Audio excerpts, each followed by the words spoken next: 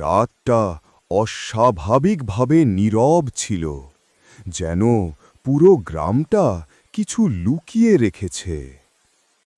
আমি তখনও বুঝতে পারিনি সামনে কি অপেক্ষা করছে আমার জন্য।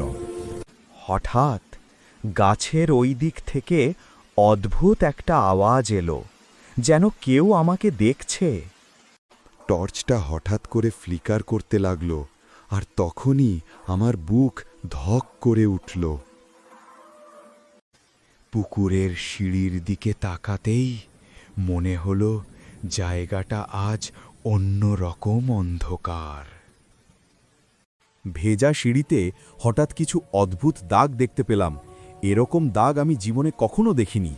চারদিকে যেন কেউ ফিসফিস করে কথা বলছে, অথচ সেখানে কেউই নেই। পুকুরের পানি হঠাৎ বুদবুদ করতে লাগল।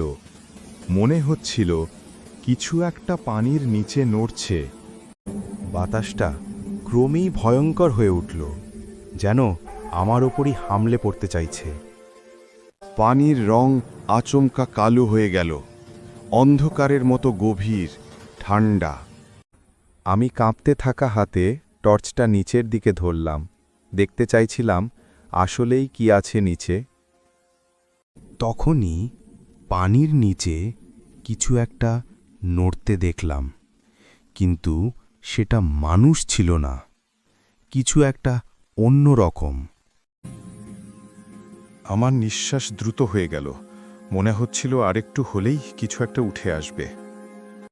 হঠাৎ তীব্র একটা শব্দ হলো, পানি যেন কারো ধাক্কায় ফেটে উঠল।